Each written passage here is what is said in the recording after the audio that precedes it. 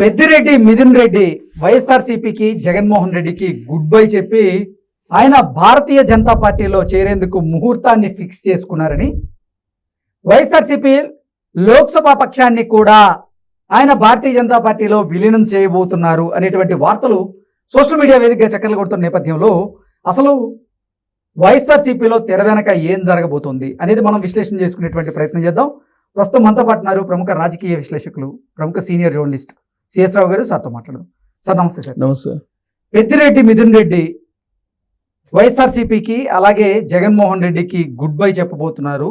ఆయన భారతీయ జనతా పార్టీలో చేరేందుకు ముహూర్తాన్ని కూడా ఫిక్స్ చేసుకున్నారని, వైఎస్ఆర్సీపీ పార్లమెంటు పక్షాన్ని ఆయన భారతీయ జనతా పార్టీలో విలీనం చేసేందుకు కూడా సిద్ధం అవుతున్నారు అనేటువంటి వార్తలు ఇప్పుడు సోషల్ మీడియాలో చక్కర్లు కొడుతూ ఉన్నాయి. ఏంటి సార్ అసలు వైఎస్ఆర్సీపీలో భారతీయ జనతా పార్టీలో ఏం జరుగుతుంది అంటే ఏం చెప్తారు? వైఎస్ఆర్సీపీ అలాగే బీజేపీ రెండు వేరు వేరు పార్టీలుగా మనం భావించడానికి అవకాశం లేదనేది ఇటీవల వరకు కూడా మనం అనేక ఉదాహరణలు చెప్పుకోవచ్చు. ఆయన ఓడిపోయిన తర్వాత కూడా రాజ్యసభ లేదంటే లోక్సభ వేదికగా మేము ఎన్డీఏకే మద్దతు ఇస్తామని చెప్పి జగన్మోహన్ రెడ్డి ప్రకటించాడు.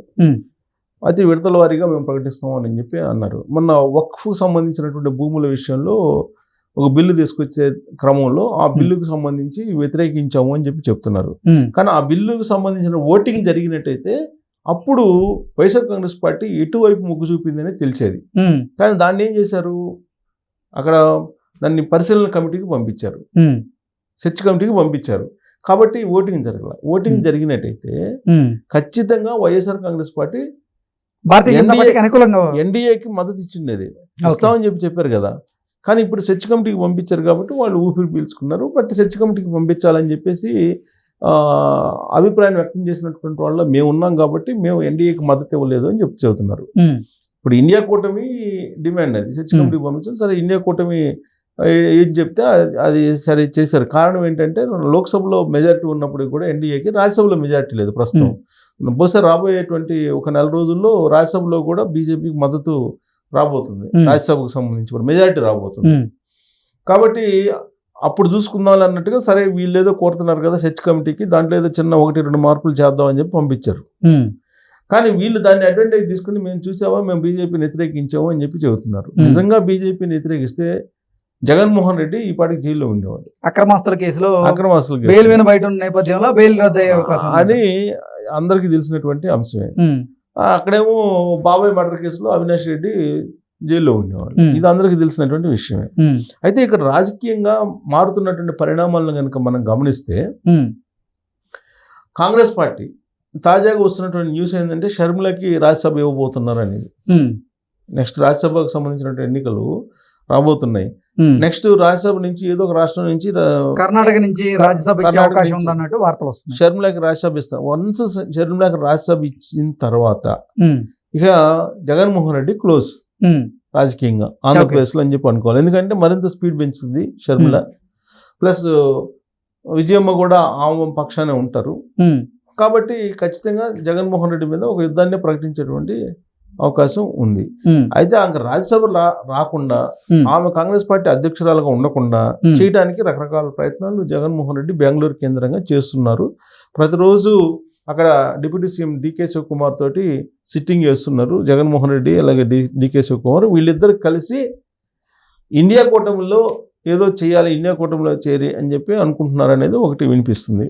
ఈ పరిస్థితులన్నీ చూసిన తర్వాత వైఎస్ఆర్ కాంగ్రెస్ పార్టీకి ఉన్నటువంటి ఎంపీలు రాజ్యసభలో కానీ లేదా లోక్సభలో కానీ వీళ్ళు బీజేపీ వైపు వెళ్ళిపోవడానికి ప్రయత్నాలు చేస్తున్నారు అనేది. సరే, వాళ్ళల్లో ఎవరు వెళ్ళినా వెళ్ళకపోయినా ఇప్పుడు వైవి సుబ్బారెడ్డి అలాగే మిథున్ రెడ్డి వీళ్ళిద్దరు కనుక బీజేపీకి దగ్గర అయితే ఒక పెద్ద చర్చనీయాంశం. ఇప్పుడు సాయి రెడ్డి ఏమో నీకు ఆల్రెడీ హోంశాఖ మంత్రిగా ఉన్నటువంటి అమిత్ షా తోటి టచ్లో ఉన్నాడు.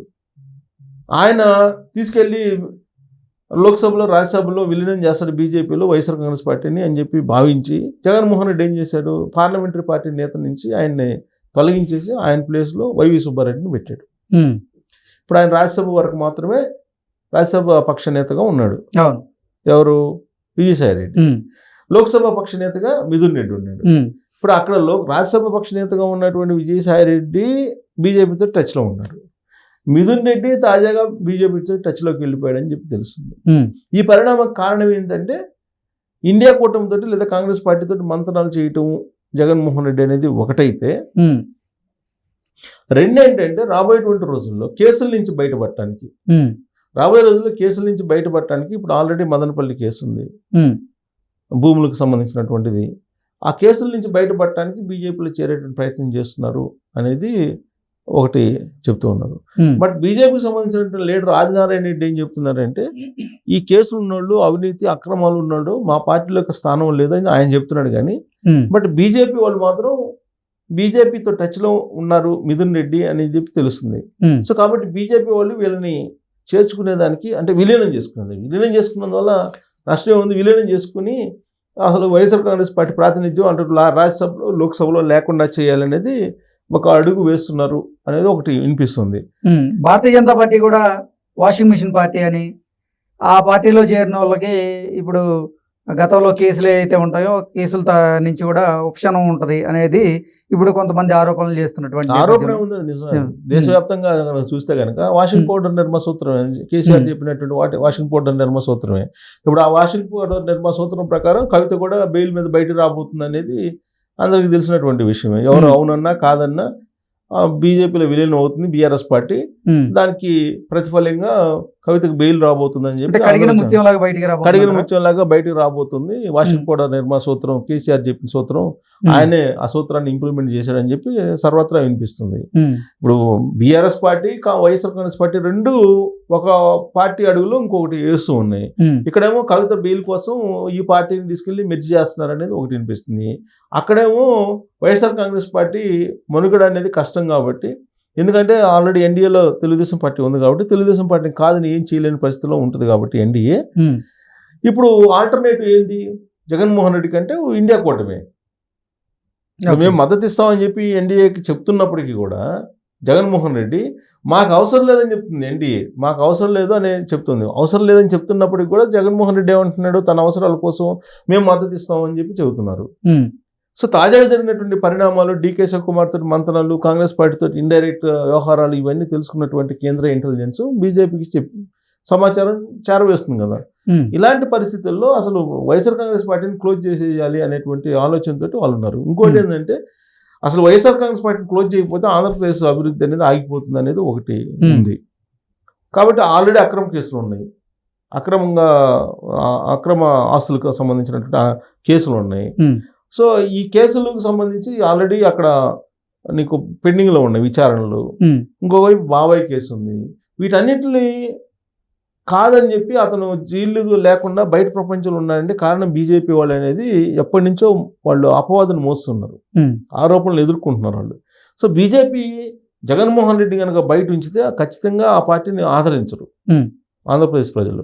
మొన్నంటే అలయన్స్ కాబట్టి తెలుగుదేశం పార్టీని చూసి ఆ బీజేపీకి ఓట్లు వేశారు. అదర్వైజ్ ఆ బీజేపీకి ఓట్ బ్యాంక్ వెళ్ళేది కదా, 0.5% ఉంది ఆంధ్రప్రదేశ్లో. కాబట్టి జగన్మోహన్ రెడ్డికి సపోర్ట్ చేస్తున్నంత కాలం బీజేపీ యొక్క గ్రాఫ్ ఆంధ్రప్రదేశ్లో తగ్గిపోతూ ఉంటుంది.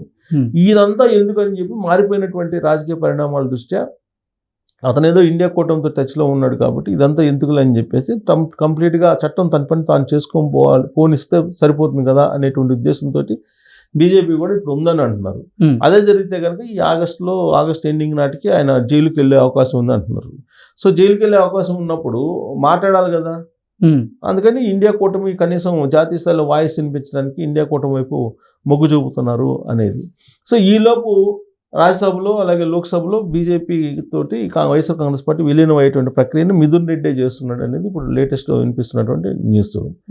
సో కాబట్టి ఇంకోటి ఏంటంటే, ఇప్పుడు ఉన్నటువంటి ప్రభుత్వం వాస్తవంగా వీళ్ళని అరెస్ట్ చేయాలి, కానీ అరెస్ట్ చేయకుండా వెయిట్ చేస్తుంది. ముందస్తు బెయిల్ తీసుకొచ్చుకుంటున్నారు. ఇప్పుడు దాదాపు 12 మంది ముందస్తు బెయిల్ తీసుకొచ్చుకున్నారు. ఇప్పుడు రేపో మాపో లిక్కర్ కుంభకోణంలో ఉన్నటువంటి వాసుదేవ్ రెడ్డి గాను వెంకటరెడ్డికి కూడా ముందస్తు బెయిల్ వచ్చే అవకాశం ఉంది అంటున్నారు. అంటే చట్ట ప్రకారం నేను చేస్తానని చెప్పి చంద్రబాబు నాయుడు అంటున్నారు. బహుశా నేను అనుకుంటే కేంద్ర ప్రభుత్వం దూకుడుగా వెళ్ళొద్దని చెప్పి చంద్రబాబు నాయుడుకి చెప్పి ఉండొచ్చు. అందుకని చెప్పి న్యాయపరమైనటువంటి కొన్ని లూప్ హోల్స్ని పట్టుకుని వాళ్ళు ముందస్తు బెయిల్ తీసుకొచ్చుకుంటున్నారు. వన్స్ బెయిల్ వచ్చిన తర్వాత ఇక విచారణ ఏం జరుగుతుంది? సో కాబట్టి ఈ పరిణామాలన్నీ చూస్తే నాన్ సీరియస్గా ఉంది ఎన్డీఏ ప్రభుత్వం అక్రమాలు చేసినటువంటి వాళ్ళ పట్ల అనేది చూస్తే కనుక పార్టీని వైఎస్ఆర్ కాంగ్రెస్ పార్టీని క్లోజ్ చేసేసి విలీనం చేసుకునేటువంటి ఆలోచన బీజేపీ చేస్తుందా అనేటువంటి అనుమానం అయితే కలగడానికి అవకాశం ఉంది ఈ పరిణామాలను కనుక చూస్తుంటే. ఓకే. పైగా దానికి తగ్గట్టు మిథున్ రెడ్డి బీజేపీతో టచ్లో ఉన్నారంటున్నారు. ఆల్రెడీ రాజ్యసభలోనేమో విజయసాయిరెడ్డి ఉన్నాడు. సో వీళ్ళిద్దరు టచ్లో ఉన్నప్పుడు జగన్మోహన్ రెడ్డితో ప్రమేయం లేకుండానే విలీనం అయిపోతుంది. ఓకే. సో ఆ ప్రక్రియ ఈ నెలలోనే అయిపోద్ది అని అంటున్నారు. సో జగన్మోహన్ రెడ్డి ఇక్కడేమో జైలుకి వెళ్తాడు, అక్కడేమో పార్టీ విలీనం అవుతుంది. టోటల్గా ఆ పార్టీ ఉండేటువంటి అవకాశం కనపట్ల భవిష్యత్తులో రాబోయేటువంటి రోజుల్లో ఇక్కడ బీఆర్ఎస్ మాదిరిగా. Okay sir, thank you so much.